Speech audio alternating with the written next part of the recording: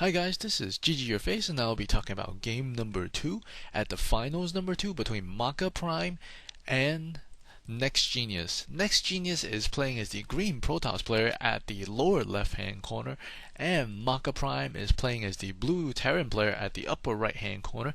The map is Xel'Naga Caverns, and both these players are very good players as they have made it to the final, and MakaPrime is going to scan the rest of his base for any hidden pylons.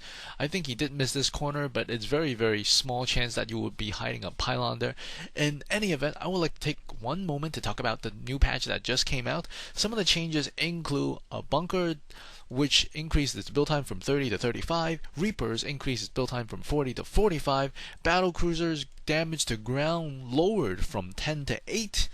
These changes are, I guess, more focused on the early game, as a lot of the Zergs do have problems with the bunker Reaper rush that the Terrans do make, and I think these changes are pretty good in my opinion. Not sure about you guys, but the siege tank change, I think a lot of you will not like it that much because it has changed. Instead of 50 damage against all units, it's 35 base damage plus 15, I believe, for the armor units. So light units like Zerglings and Zealots and Marines would not take as much damage from the siege tanks, even though they would still pretty much die in 2 or 3 shots, but a little bit longer, I believe, for the Zealots, which is I think 150 HP, which would take, let's see, about 5 shots instead of 3. So I think that's a significant change, especially for the Protoss players.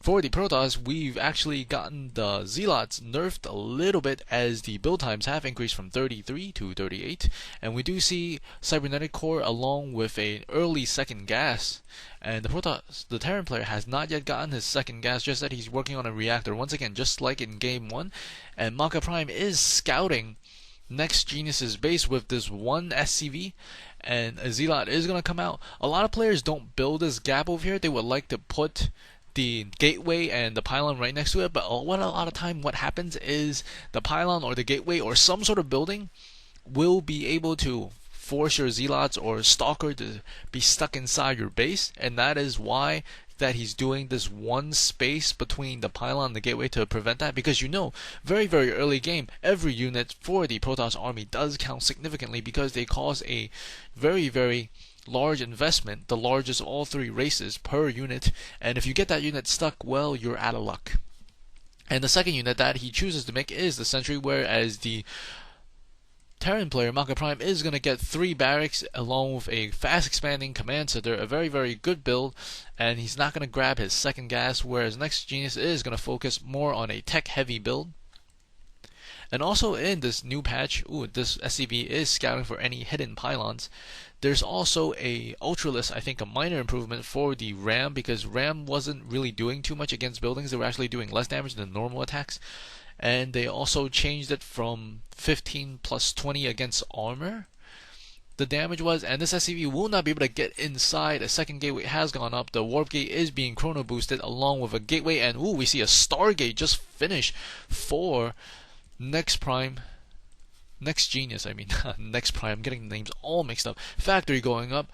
We do see that MakaPrime is walking around, and NEXGenius does feel confident with his 2 Zealots and 1 Sentry is going to push out and see exactly what kind of units maybe at the ramp of MakaPrime. No, he actually decided to fall back, leaving 1 probe in the front. He is chrono boosting 1 warp gate, one Void Ray on the way, and we can see that with the vision of MakaPrime, he does not see the gateway that is located, the Stargate that is located there.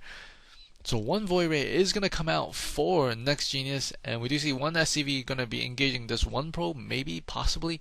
2 additional Marauders being produced. There is a couple of Marines. I think he should be able to take out the Void Ray no problem if he were in position, because this map is not the best map for Void Rays. Void Rays can hide behind here and here, but over here you can pretty much get shot because there is this protrusion of the ledge out here. And we do see that NEXGenius is moving out with some of his units, and his Void Rays are going to come across Zealot and Sentry Heavy along with 2 Void Rays. This might be able to do some damage, and we do see additional pylon going down as he is supply block at the moment, leaving 1 Zealot at the back. A proxy pylon, very good idea to very easily reinforced, and I think he has thrown down an orbital command center. This will set him back a little bit because he's actually a little bit stuck inside a base. He can't really expand and move this orbital command center out because there is a tremendous amount of units outside. And this Void Ray actually charging up on his own units. These Void Rays are charged. Very, very nice micro by NEXGenius, and he's going to come in and take down the supply depot, and he's going to move in. These Void Rays are still charged. Very, very good play. Charging the Void Rays beforehand, and now he's going to engage with these sentries and zealots and these fully charged Void Rays.